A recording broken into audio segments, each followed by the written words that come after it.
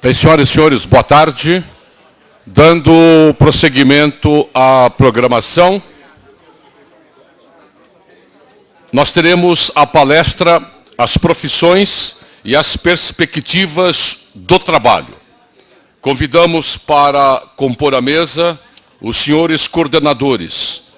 Pela Federação Nacional dos Farmacêuticos, o senhor Rilke Públio, por favor.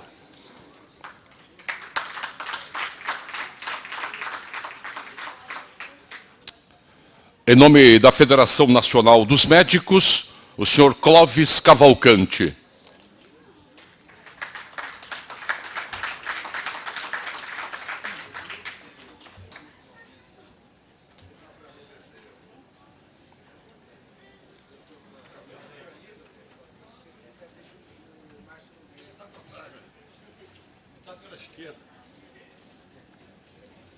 E com as senhoras e os senhores, o ilustre palestrante, o Dr. Márcio Postman, professor da Universidade de Campinas e presidente da Fundação Perseu Abramo.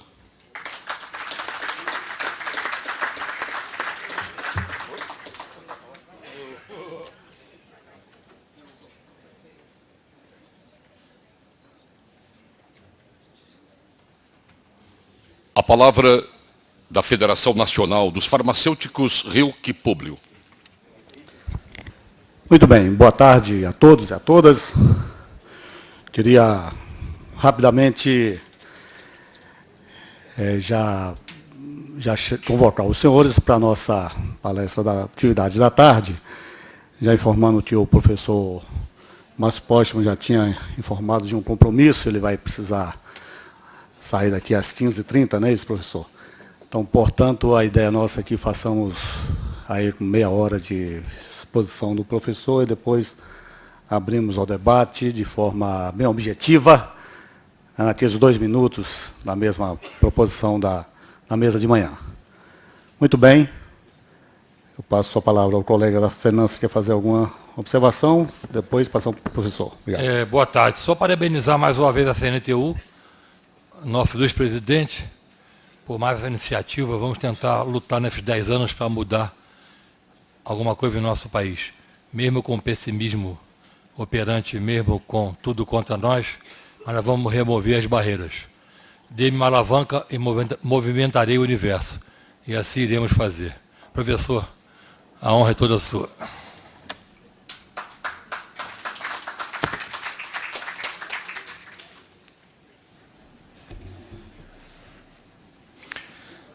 Saúdo a todos com alegria, com um abraço fraterno, com a disponibilidade e pela oportunidade de estar aqui mais uma vez, nessa casa, uma casa de debate, a casa da democracia, casa da difusão do conhecimento, e em torno de um objetivo ainda mais alvissareiro, né, que é o objetivo de um Brasil mais inteligente, de um Brasil contemporâneo, dos desafios que nós estamos hoje vivendo. Quero cumprimentar a CNTU, a sua direção, as federações e os sindicatos que estão dando lastro a essa iniciativa, uma iniciativa da maior importância, que é trazer, não é, para o presente, para os dias de hoje, algo que nós possamos vir a ser daqui a 9 anos. Não é isso?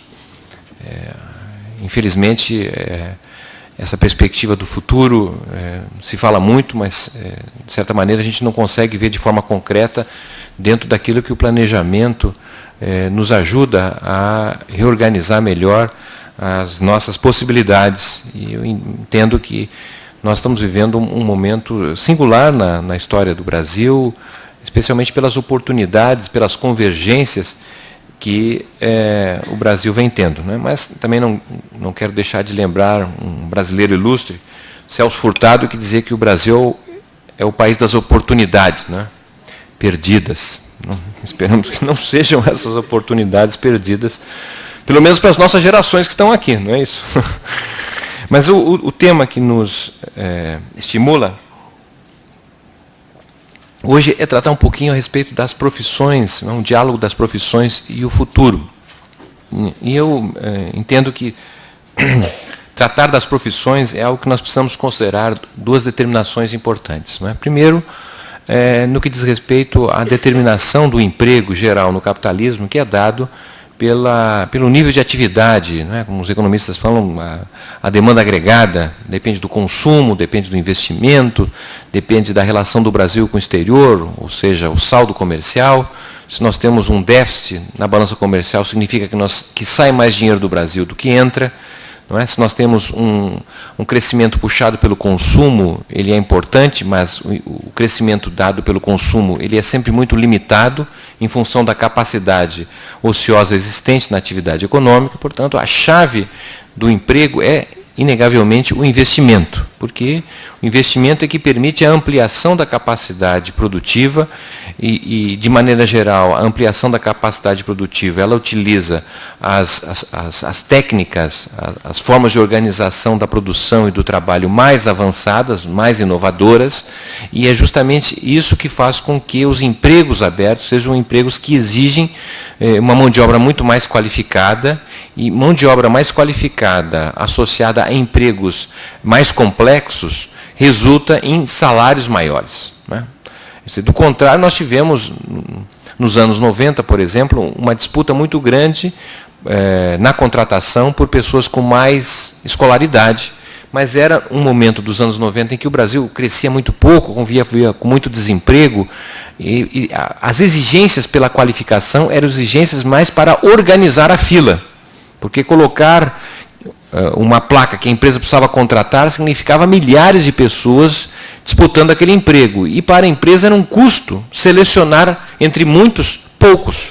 Portanto, a elevação das exigências de contratação naquele momento representou muito mais, não é uma forma de organizar a fila da contratação do que qualquer outra coisa. Nós estamos hoje, ainda que tenhamos um desemprego ao redor de 4 a 5 milhões de trabalhadores, não é?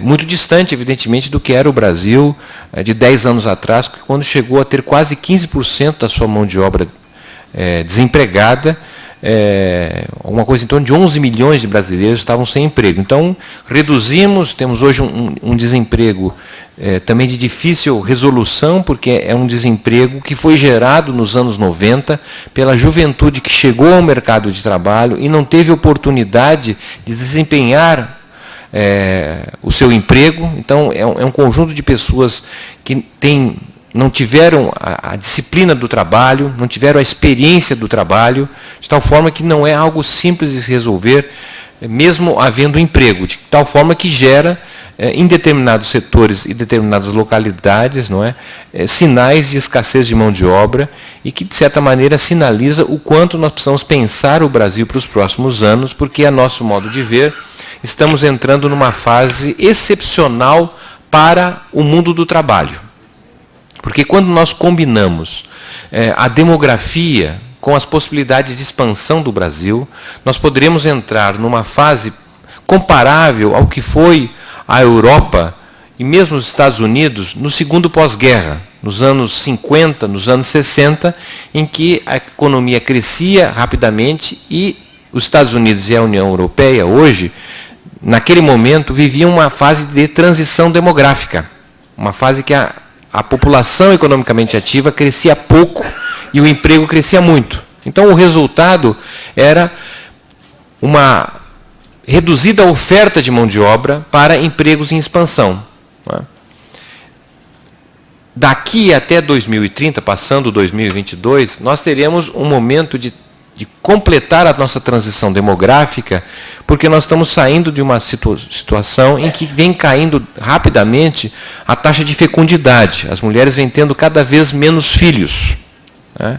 Então, nós estamos crescendo menos a população. A taxa de fecundidade no Brasil hoje está ao redor de 1,2 filhos por mulher.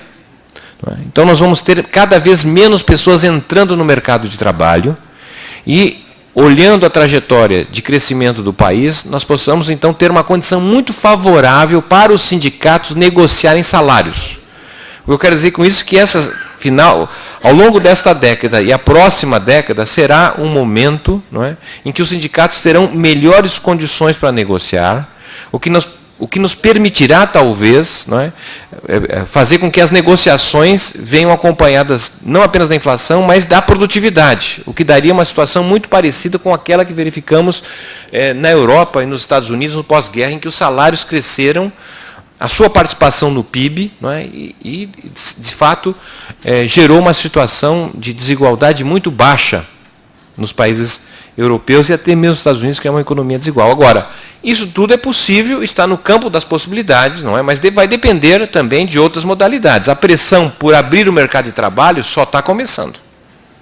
Não é? Vamos lembrar que a primeira iniciativa que tivemos para regular o mercado de trabalho, controlar a presença de trabalhadores migrantes no Brasil, ocorreu pela primeira vez em 1932, com a chamada Lei dos 2/3, que foi uma modalidade instituída logo na criação do Ministério do Trabalho, a partir de Getúlio Vargas, de estabelecer que, no Brasil, a partir de 1932, as empresas somente poderiam contratar, no mínimo, 2/3 da mão de obra nascida no Brasil. Foi a primeira vez que nós tivemos iniciativas públicas para valorizar a mão de obra nacional, o que era dizer os cafusos, os mamelucos, os ex-escravos, que ficaram de fora a partir da abolição da escravatura em 88, quando os ex-escravos foram substituídos, em grande medida, pela presença de mão de obra migrante. O debate do final do século, feito ainda no Senado do Império, era um debate do seguinte: olha, tudo bem, vamos ter que aceitar a abolição da escravatura, mas precisamos encontrar aqueles que vão substituir o trabalho dos ex-escravos. Tá certo? E houve debate, trazer mão de obra amarela, europeia, de onde é que virão as pessoas. Havia um apelo muito pela questão do branqueamento do Brasil. Embora a nossa demanda de trabalhadores naquela época era ao redor de 3 a 4 milhões de pessoas. E nós tínhamos 3 a 4 milhões de ex-escravos, olhando o Nordeste brasileiro e o Sudeste. De tal forma que, em tese, nós não precisaríamos importar mão de obra se fôssemos utilizar os ex-escravos e filhos de escravos. Mas a opção naquela foi uma opção mais rápida. É melhor trazer mão de obra do exterior, porque o branco é bom, sabe trabalhar, é disciplinado e assim por diante, e nós fizemos isso. E somente fomos incorporar a mão de obra nascida no Brasil a partir da década de 32. Quem conhece a história do movimento sindical, não sei se o Guilherme está aí, que conhece bem, sabe que os sindicatos, por exemplo, até a década de 30, tinham boletins escritos em alemão, em espanhol, em italiano, quase nada escrito em português, porque a mão de obra principal era mão de obra vinda do exterior. Né? E nós fomos regulando esse mercado de trabalho e convivemos da década de 30, praticamente, a década de 80, sem termos feito a reforma agrária, com um mercado de trabalho, especialmente urbano, sempre abundante em mão de obra. Sempre desfavorável à negociação dos trabalhadores, porque sempre havia mais pessoas para trabalhar do que os empregos sendo gerados. Tá certo? Nós estamos agora entrando numa outra fase, uma fase que estrategicamente passa a ser importante para o mundo do trabalho. E essa é uma fase que precisamos considerar para evitar, não é, que de repente nós sejamos surpreendidos por uma competição alargada no mercado de trabalho com a vinda de trabalhadores de outros lugares. Eu não estou querendo dizer que sou contra esse tipo de questão, mas precisamos analisar muito bem, porque pode acabar com a festa nossa dos próximos anos. Já tem estudo que eu vi lá no governo da Secretaria de Assuntos Estratégicos, dizendo que o Brasil precisa de 7 milhões de estrangeiros. 7 milhões. Isso é uma questão que precisamos debruçar muito, muito bem, tá certo? Ter uma posição, eu acho que não adianta dizer, sou contra. Sou contra, pode dizer, não tem problema, mas tem que dizer, sou contra por isso, e estou propondo isso, isso. Tá certo? Muito bem. Então, o futuro do nosso emprego, das nossas profissões, não é, tem a ver com as possibilidades que nós temos hoje de crescer. Não é? E nós somos um país incompleto. Tá certo? Um país que tem ainda que ser construído. Ele não é um país maduro. Tá certo? É um país que uma enorme carência, especialmente no setor de infraestrutura. Né? Como nós estamos saindo dos últimos 10 anos, não é, em que a nossa expansão foi uma expansão sustentada pelas exportações. Tivemos um saldo comercial bastante importante a partir de 2002, 2003. Esse saldo comercial foi ajudado em muito pela demanda chinesa de produtos primários, tá certo? E, fundamentalmente, o importante foram as medidas tomadas para fazer com que crescesse o consumo no Brasil. Com um ciclo de consumo, com um ciclo de preços de commodity. Foi esse, a meu modo de ver, que explica o êxito da expansão, da redução do desemprego nos últimos 10 anos. Quero dizer que isso não é pouca coisa, porque analisando, inclusive, um país que cresceu mais que o Brasil, que foi a Colômbia.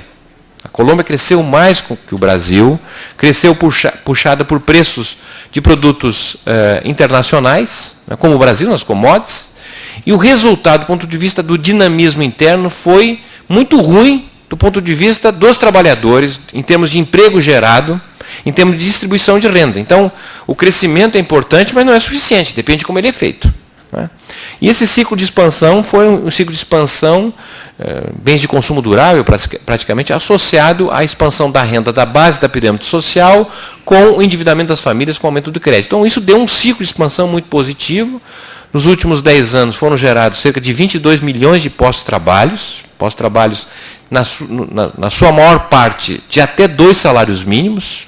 São baixos salários, mas quer dizer que foi importante ter gerado esses postos de trabalho de baixos salários, porque permitiram que aqueles que estavam vindo da miséria pudessem ter algum encaminhamento do ponto de vista do emprego. Porque se tivéssemos gerado empregos acima de 5 salários mínimos, por exemplo, esse segmento ficaria de fora, porque é um segmento de escolaridade muito baixa. Não é? O que nos pode dar um horizonte, a nosso modo de ver, é agora o que está se armando, e espero que seja execuível, que seja um bloco de grandes investimentos de médio e longo prazo, que são os investimentos em termos da infraestrutura. Toda a parte logística do Brasil, a questão dos portos, aeroportos, ferrovias, energia, esse bloco de investimento, né, pode, na verdade, que representa alguma coisa em torno de 1/3 de todo o PIB hoje a ser investido. Se isso se resolver, nos dará uma fase de expansão dos próximos 10 anos. Isso é algo que não está resolvido ainda, está uma batalha, não é nada simples organizar o Estado para fazer esse tipo de convergência, não é? Mas é uma possibilidade, talvez a única possibilidade que nós temos, de repetir aquilo que foi feito há 30 anos atrás, ou há 60 anos atrás, porque nós tivemos 2 períodos em que foram realizados um bloco grande de investimentos e que deu capacidade do Brasil crescer por quase 15 anos, que foi o plano de metas, certo? O plano de metas foi um bloco de investimentos em várias áreas, não é? Depois nós tivemos o segundo Plano Nacional de Desenvolvimento, durante o regime militar, de 74, 79, que houve outro bloco de investimento. Infelizmente, tivemos a crise da dívida em 83, que meio que bloqueou isso, mas nos deu capacidade de exportar, que nós não tínhamos até então. Então, essa é a questão irresolvível, no meu modo de ver, nesse momento, mas quero dizer que, do ponto de vista da determinação do emprego pelo crescimento, não é essa possibilidade que nos dará termos, olhando para frente, um quadro muito favorável para o sindicato, para os trabalhadores, se não houver mudanças de curso. Outro ponto que eu gostaria de tratar, na verdade, está mais relacionado à questão da educação.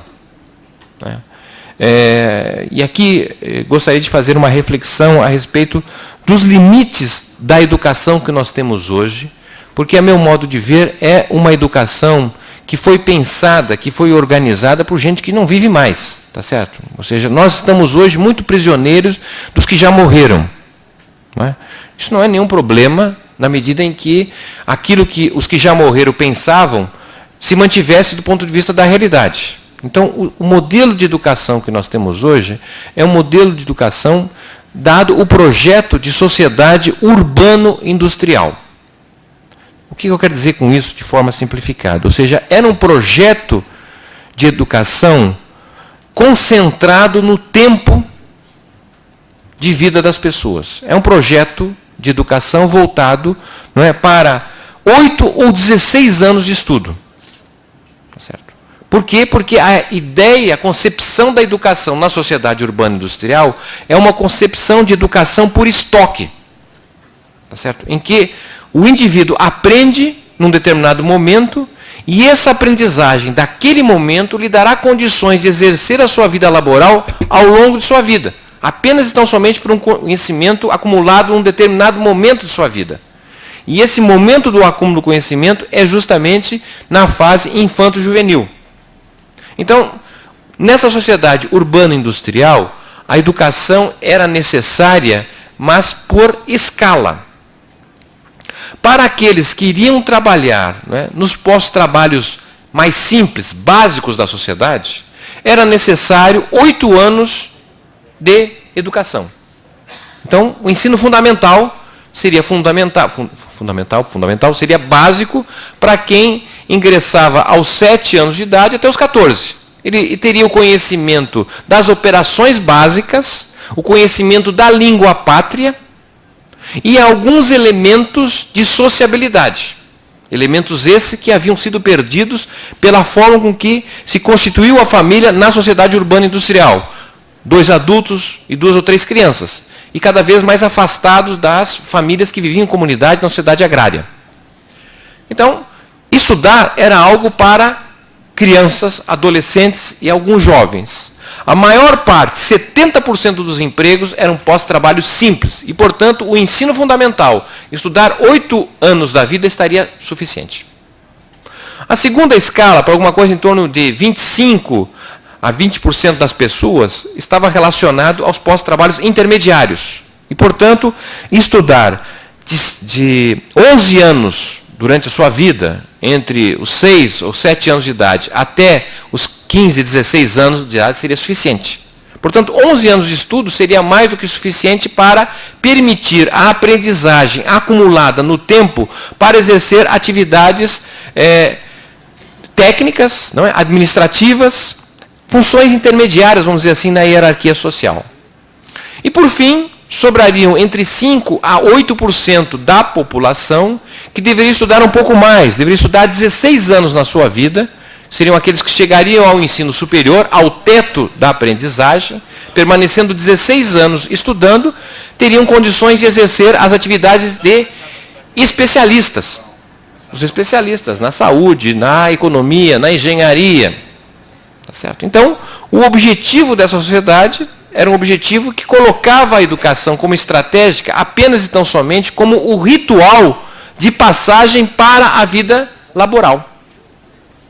Ao se ingressar neste mercado de trabalho, praticamente se abandonava o estudo. O engenheiro entrava para uma faculdade, ficava durante 5 anos, abria sua cabeça, fórmulas, equações, fechava a cabeça 5 anos depois e exercer durante 35, 40 anos a sua vida laboral com o conhecimento estocado durante aqueles 5 anos que permanecia na faculdade. Engenheiro aqui para dizer um nome, mas qualquer outra ocupação. E o adulto, né, era já aquela condição que era o senhor sabe tudo. Né, porque no máximo ia ler um livrinho, uma revistinha, um jornal, não precisava mais estudar.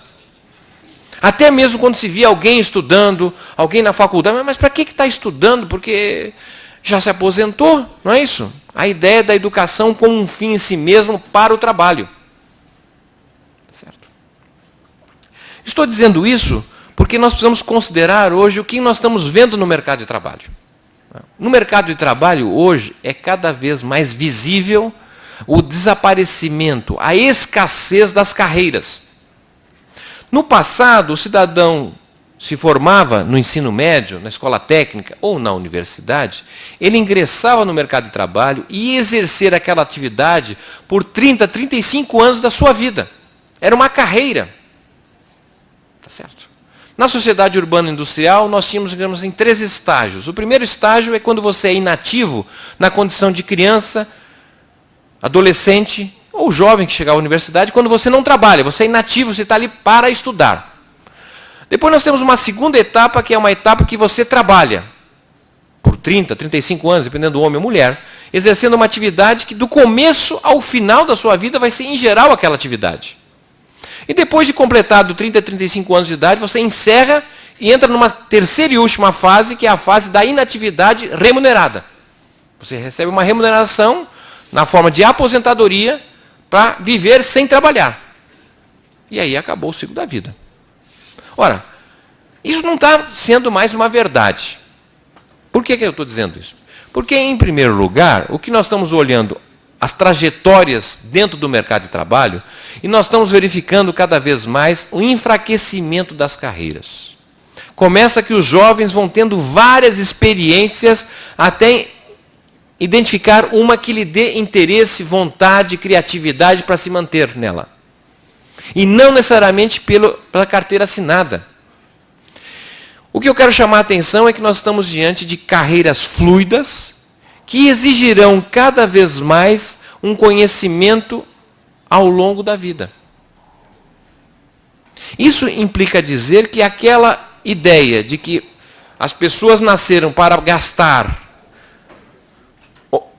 7 ou 16 anos da sua vida está cada vez condenada, porque nós vamos ter que gastar mais tempo com a educação, diante de um quadro de carreiras cada vez mais instáveis.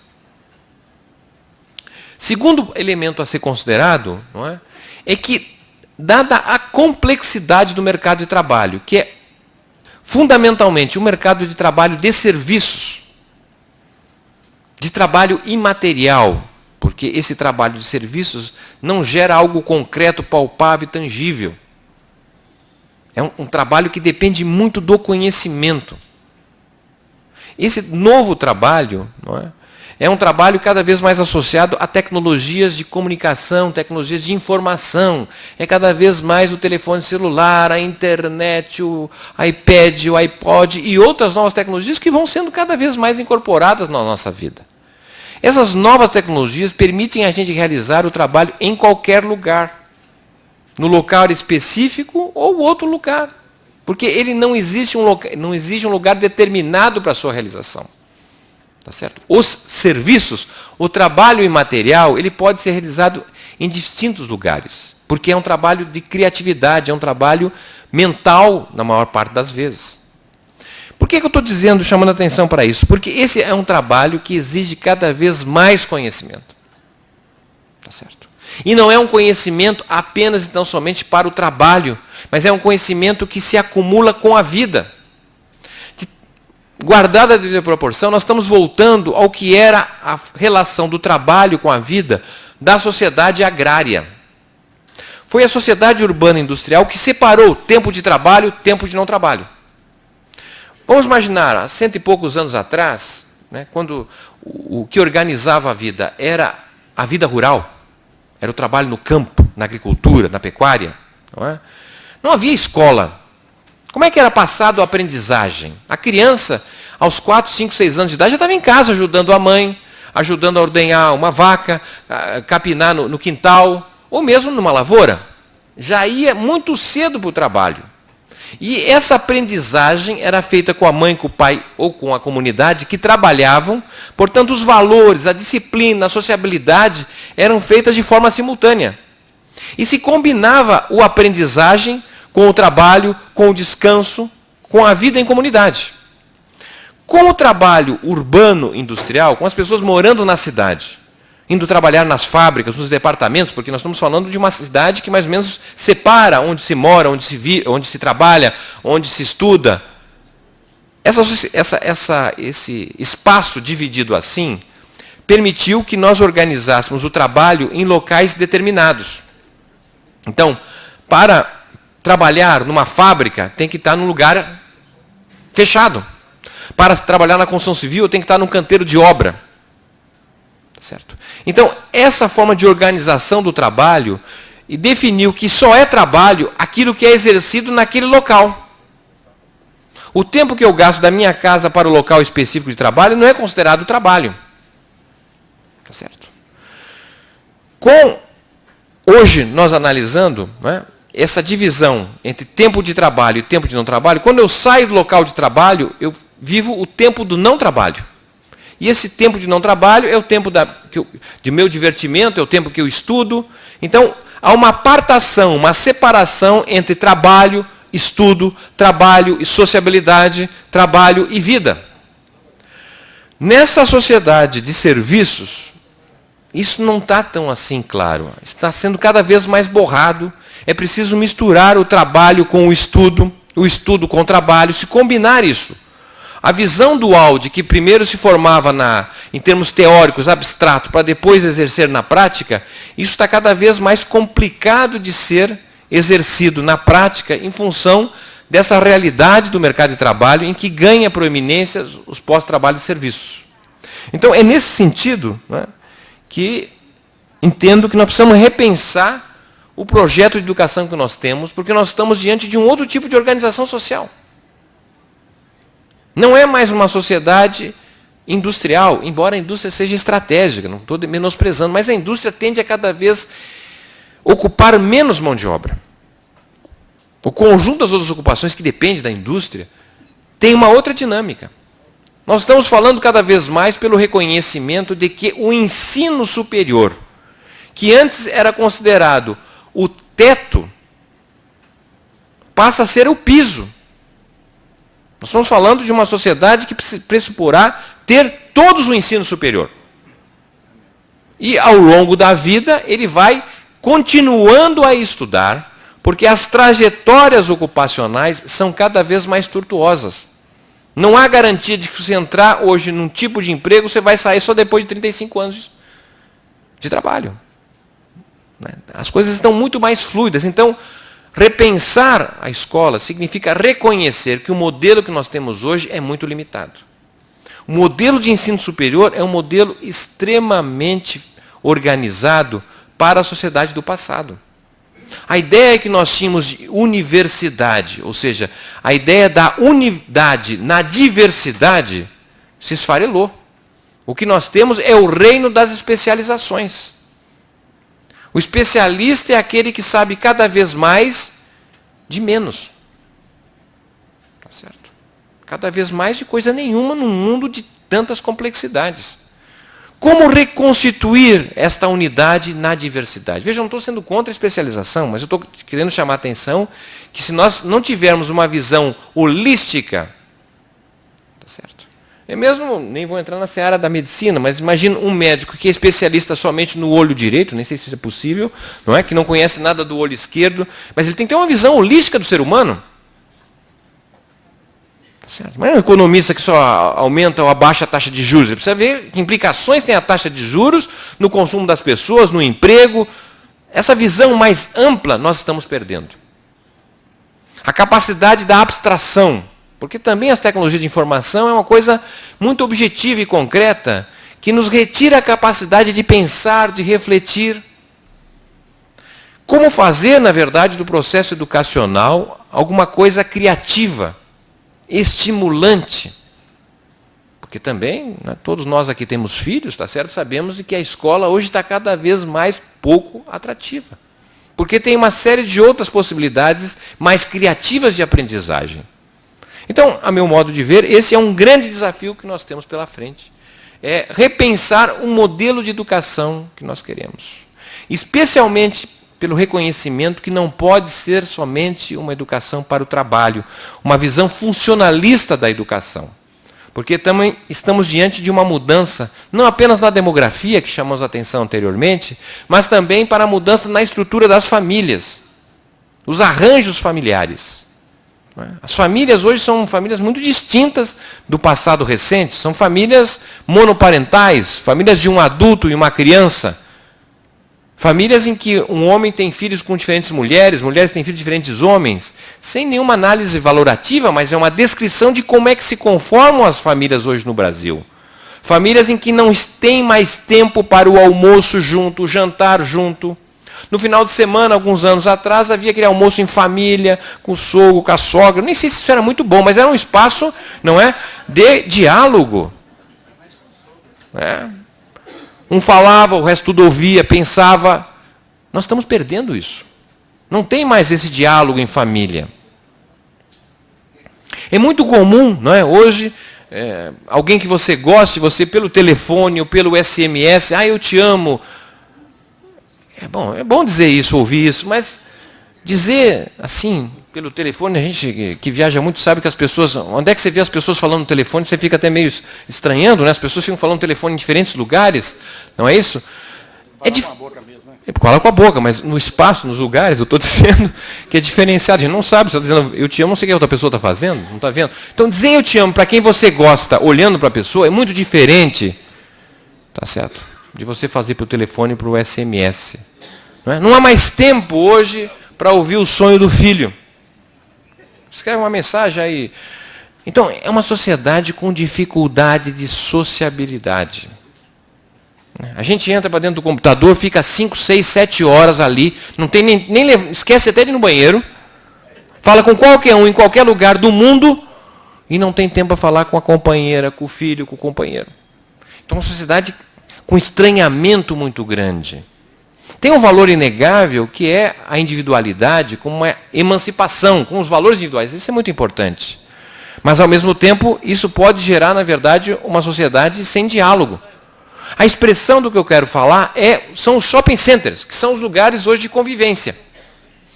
Os shopping centers são tudo iguais, a mesma temperatura, as mesmas lojas. Está certo que as nossas cidades não têm calçamento, então as mulheres para andar com sapato e salto nas nossas calçadas não é nada simples, então é mais fácil andar nos shoppings, não é? Mas o shopping center é um lugar em que você entra, fica 5, 6, 7 horas ou mais, rodeado de pessoas, sem abrir a boca. Que sociabilidade é essa? Então, a escola pode ser esse espaço de sociabilidade. Esse espaço perdido dentro das famílias, das unidades familiares. Porque ao mesmo tempo que nós estamos percebendo é que essa sociedade em que escasseia a sociabilidade é a sociedade em que as pessoas estão desesperadas e buscando confortos. E os confortos muitas vezes são as drogas, a violência, os antidepressivos. Isso é um sinal de uma sociedade doente. Portanto, entendo que o futuro das nossas profissões, não é, depende, de um lado, da nossa capacidade de crescer, e que tipo de crescimento será esse, mas também de um outro lado que diz respeito a repensar o nosso modelo de educação, que é um modelo que apronta por uma perspectiva de uma sociedade superior, de uma sociedade em que se estude a vida toda, de uma sociedade que se ingresse mais tardiamente no mercado de trabalho, após ter concluído o ensino superior. Não é? Portanto, são caminhos que estão no horizonte das nossas decisões. Tá certo? Está no horizonte. Não há nada que nos impeça, não é, de organizar melhor o encaminhamento do nosso crescimento, do nosso futuro do ponto de vista produtivo, ainda que tenhamos dificuldades e obstáculos, evidentemente. Não há nada que nos impeça reorganizar o nosso sistema educacional, não obstante os problemas sérios que nós temos na educação. Vamos lembrar que nós fomos um país que transitou para a República em 1889. A base da República é a igualdade de oportunidade. Um dos princípios fundamentais da igualdade de oportunidade é a educação universal. E nós permanecemos praticamente 100 anos sem universalizar pelo menos o ensino fundamental. Nós só fomos passar a universalizar, do ponto de vista quantitativo, o nosso ensino fundamental a partir da Constituição de 1988. São 100 anos, tá certo, em que nós nos perdemos a possibilidade básica da República, que é universalizar o acesso ao ensino fundamental. Fazer isso foi feito, embora nós tenhamos hoje cerca de 3 milhões e 500 mil brasileiros com menos de 16 anos de idade ainda fora da escola. Está feito um esforço muito grande nesse sentido de... Temos escola, o problema é como é que as pessoas ficam na escola. Esse ano, 500 mil estudantes do ensino médio vão sair da escola. Por vários problemas, problema financeiro, problema de falta de atratividade do tipo de ensino que nós temos. Não é? Fizemos um esforço danado no ensino superior, saímos de 5% dos jovens de 18 a 24 anos matriculados no ensino superior há 15 anos atrás para hoje quase 14%, mas é muito pouco. Tá certo? Nossa meta tinha que ser 90% dos jovens matriculados no ensino superior. Os asiáticos estão fazendo isso. Eu tive a oportunidade de visitar, alguns anos atrás, o Vietnã, que é um país agrário, tá certo? Um país que criou 400 universidades, que tem hoje 36% dos jovens de 18 a 24 anos matriculados no superior, eles querem ter 80%. Isso seria uma meta. O que fazer para permitir, de fato, que nós tenhamos uma educação de qualidade e comprometida com os desafios que nós temos. Era isso que eu tinha para dizer. Muito obrigado.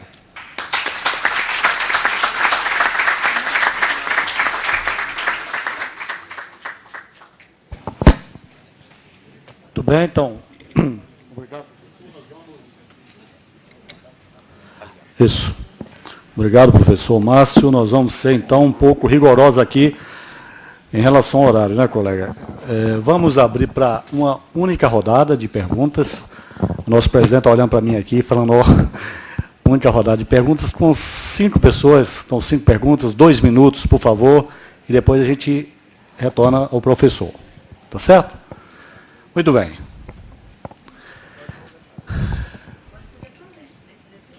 Uma pergunta objetiva, rápida. Enquanto o pessoal está se levantando, eu já manifesto, viu, professor? Meu questionamento é sobre a teoria das 12 horas semanais. Que é o seguinte, nós tivemos lá no interior, o professor até conhece essa história, no interior de Minas, um deputado federal fazendo uma campanha, deputado, e num discurso, estava lá um velhinho e um netinho ouvindo o discurso do deputado, o deputado estava prometendo que, se fosse eleito, elaboraria um projeto de lei para o brasileiro trabalhar 3 meses por ano. O velhinho estava ouvindo, falou, o que ele falou aí, meu netinho? Ele falou, vô, que vai botar um projeto aí para o trabalhador trabalhar 3 meses por ano. Aí o velhinho falou, e sobre as férias, ele falou alguma coisa? É para questionar a história das 12 horas e essa questão aqui, professor. Muito bem, mas essa foi a primeira, mais 4, então.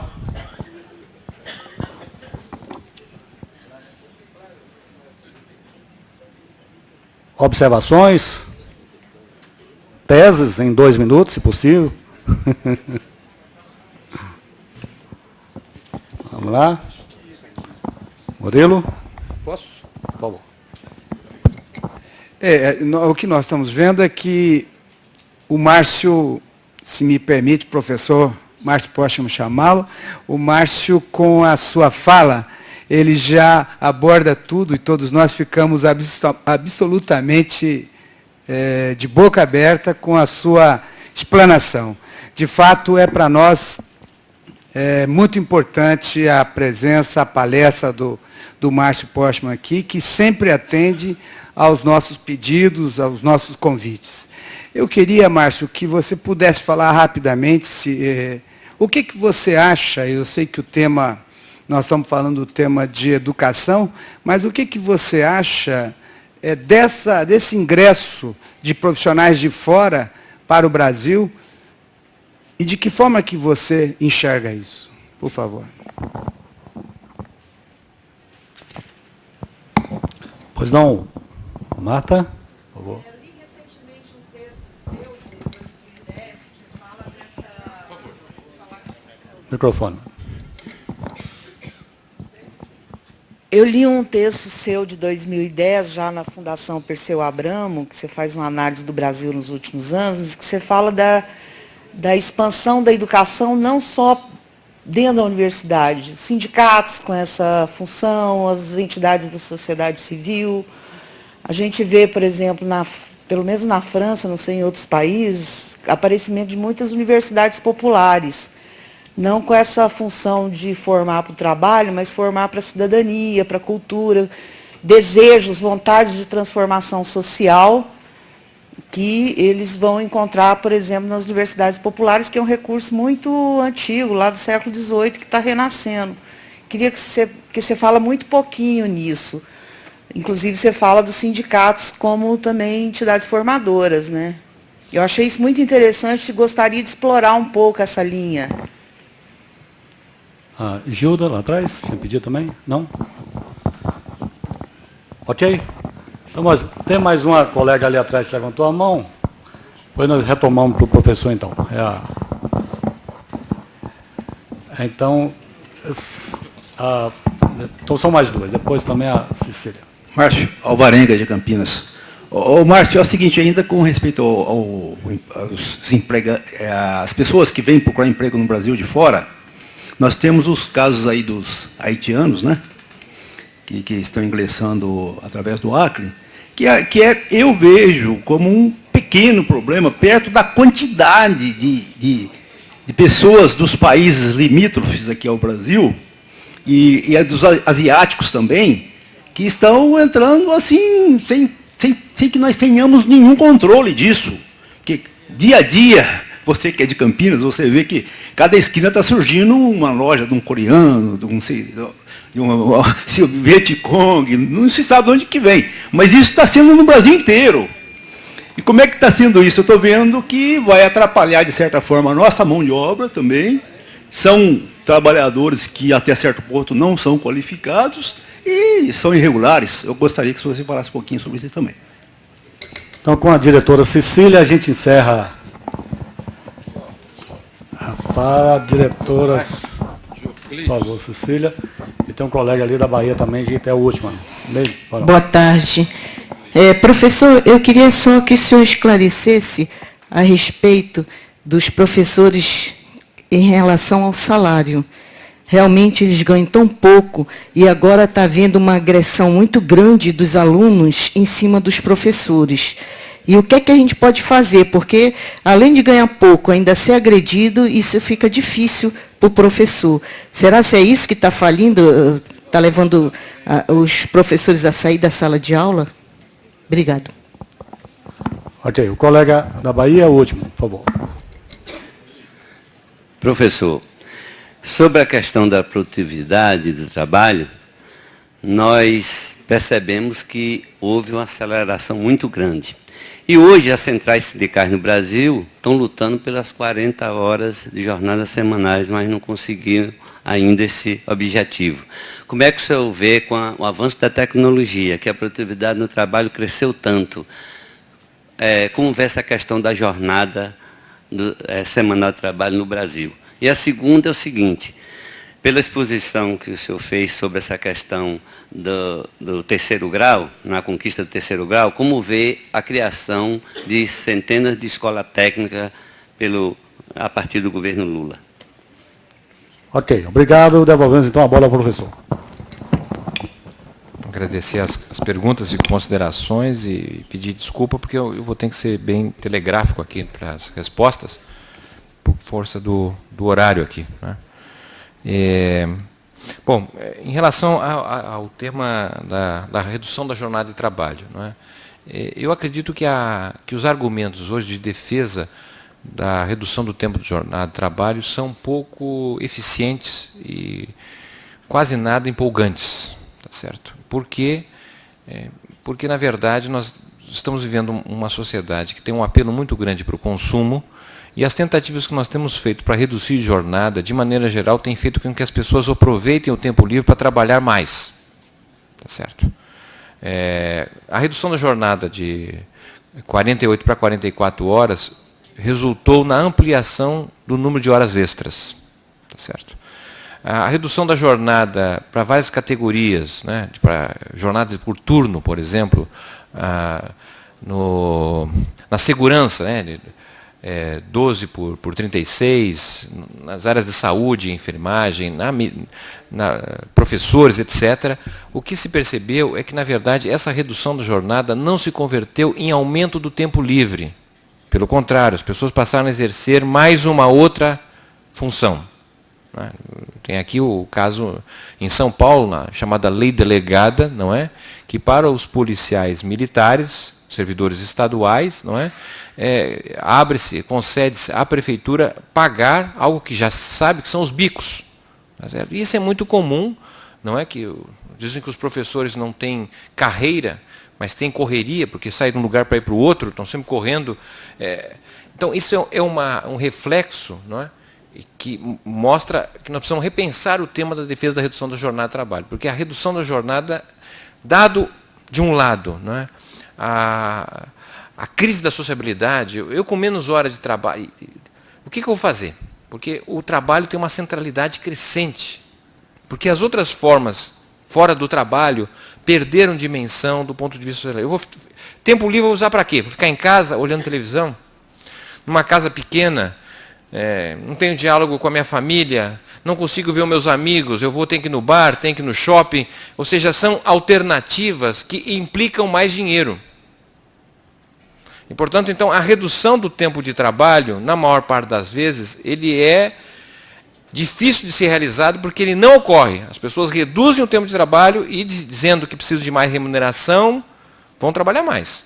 Então, essa é uma questão a ser considerado. Aqui, a estratégia de defesa da jornada, que é do século passado, não é? Eu acho que nós não temos, porque a ideia era 8 horas de trabalho, 8 horas de descanso, 8 horas de família, de convivência. Tá certo?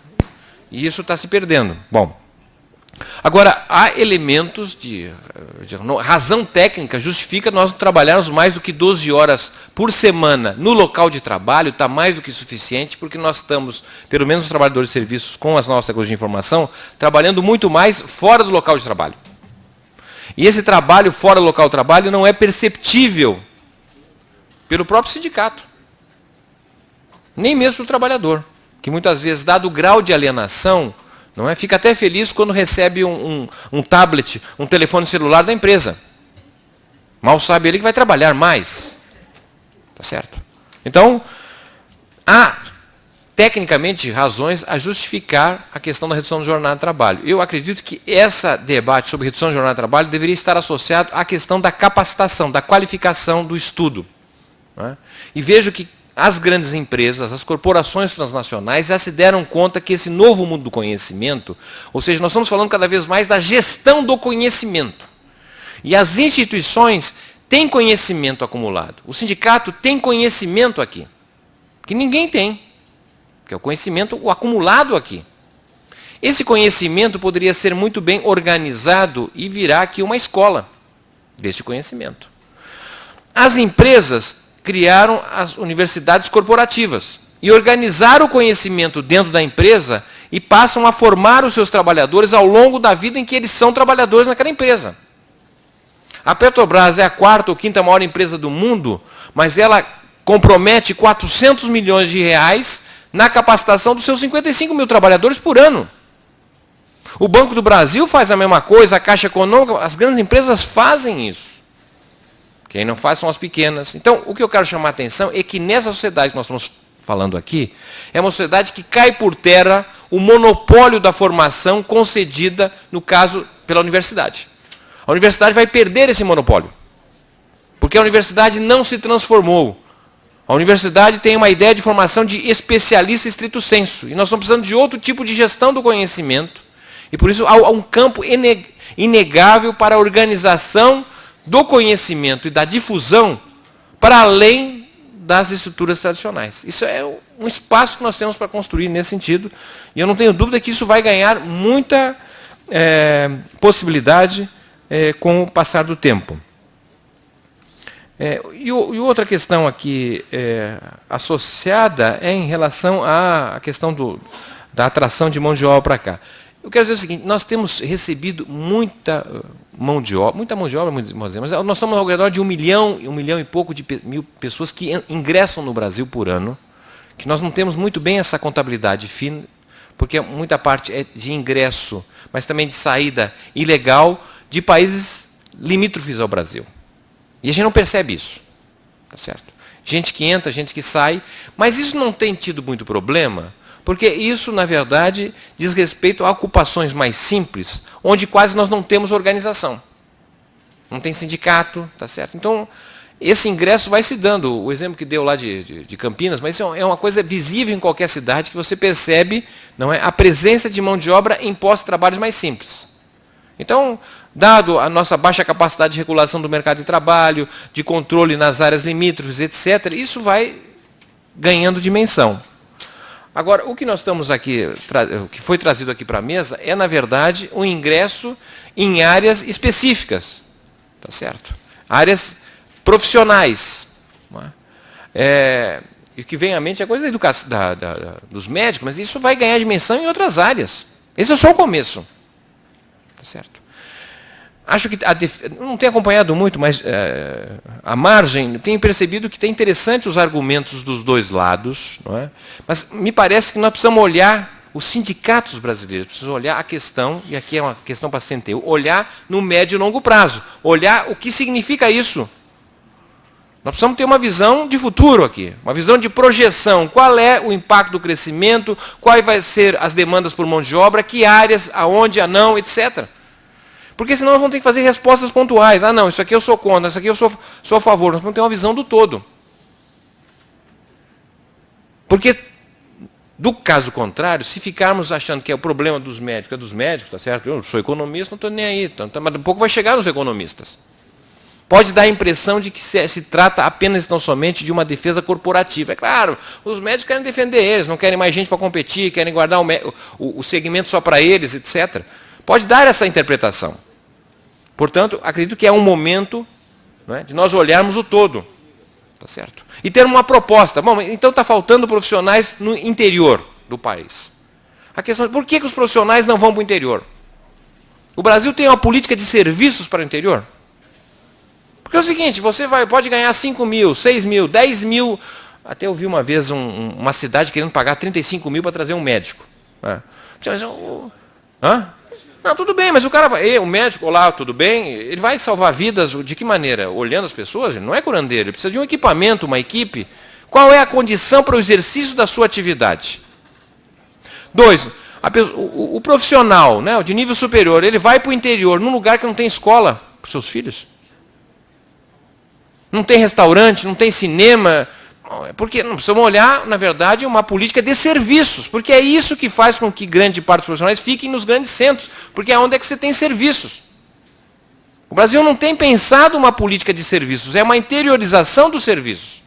Por que quando você vai para o interior da Espanha, para o interior da França, o interior não é tão diferente do grande centro? Você vai para o interior no Brasil, não tem internet, não tem escola. Então, nós precisamos pensar uma visão mais ampla, não exclusivamente, tão somente da profissão, mas do que faz parte do entorno. Por isso, convido aqui a nós dar uma olhada mais geral, porque esse é o tema do começo apenas, porque nós vamos entrar numa fase em que a população cresce menos, a expansão da economia vai demandar mais pessoas, e aparentemente vamos nos colocar numa posição defensiva, defendendo o nosso mercadinho aqui. No fundo, tem questões muito mais amplas que nós precisamos colocar na mesa para um bom debate. Muito obrigado.